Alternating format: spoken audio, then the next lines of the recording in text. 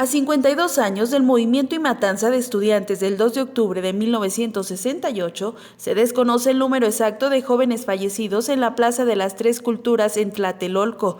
De manera oficial se tiene un registro de cerca de 26 personas fallecidas. Hay otras fuentes que mencionan que fueron más de 300, expuso Adalberto Contreras, docente de tiempo completo y quien ha estudiado sobre el tema por muchos años. Se conmemoran 52 años de un hecho sociohistórico que fue un parteaguas en nuestra historia contemporánea, conocido como el movimiento estudiantil del 68, sobre la cual la mayoría de la gente tiene referencia solamente el 2 de octubre. Comentar que no solamente es el 2 de octubre, sino que trasciende a algunos meses antes, antecedentes inclusive en el mundo, y que desencadenó en esa fecha trágica.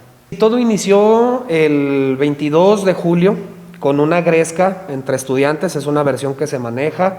Esa gresca de alguna forma fue reprimida y violentada por parte de los granaderos.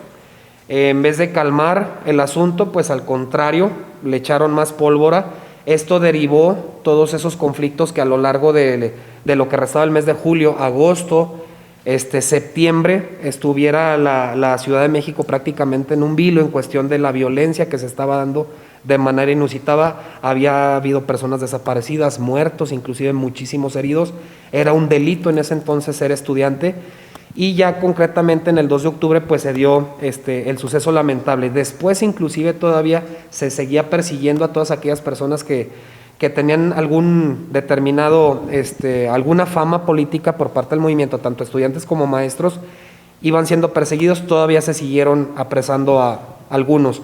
Esto pues sí, no empezó concretamente el 2 de octubre, sí tuvo ciertos meses de antelación y terminó ya disuelto el Consejo Nacional de Huelga en diciembre. O sea, estamos hablando de que fue agosto, septiembre, octubre, noviembre, prácticamente duró cerca de 5 meses el conflicto.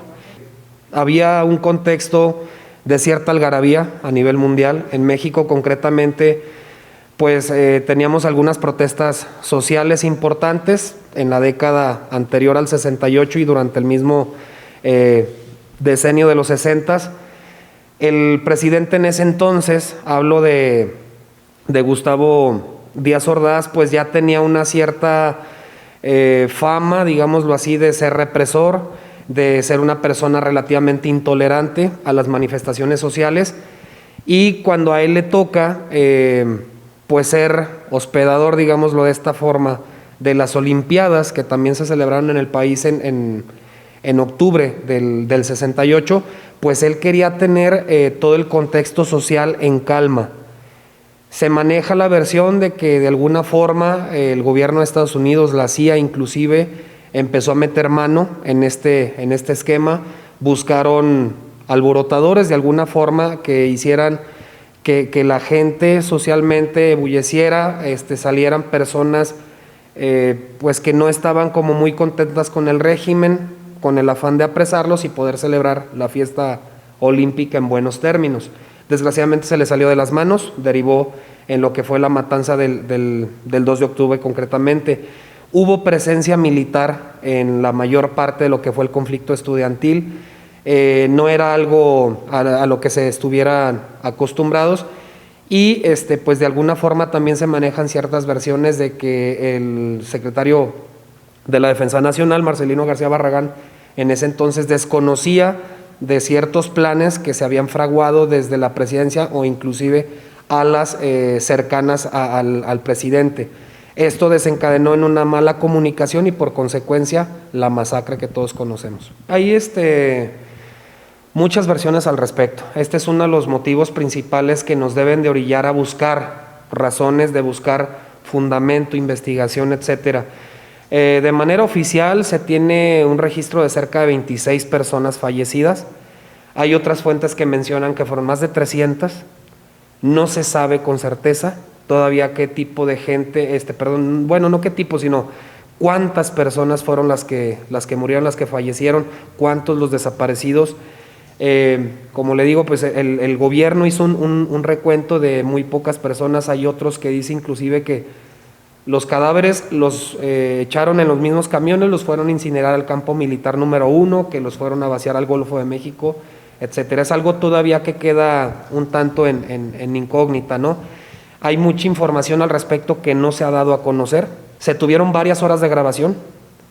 Ese material videográfico se resguardó y cuando fue el incendio a la Cineteca Nacional en el 85, se desapareció la mayor parte. ¿Por qué estoy comentando esto? Porque hay mucha información que muy probablemente esté en el Archivo General de la Nación que no conozcamos la población en general. Hemos madurado en cuestión de al menos alzar un poquito más la voz. Antes no era tanto. De alguna forma el movimiento del 68 propició que la gente sembrara ese sentido de inconformidad, sobre todo porque se dio en la juventud. Al paso del tiempo, pues lo que fue la guerra sucia que se vivió en México en los 70s, esa represión en contra de los medios de comunicación que se dio sobre todo en el sexenio de Luis Echeverría, pues sí ha ido marcando una cierta evolución. Sin embargo, el uso, por ejemplo, de las fuerzas del ejército sí puede ir en detrimento de esta situación. La militarización del país, si es que se llegara a dar, pues puede ser un problema complejo para poder resolver, ¿no? Y dar para atrás a esa probable evolución y transformarla en involución.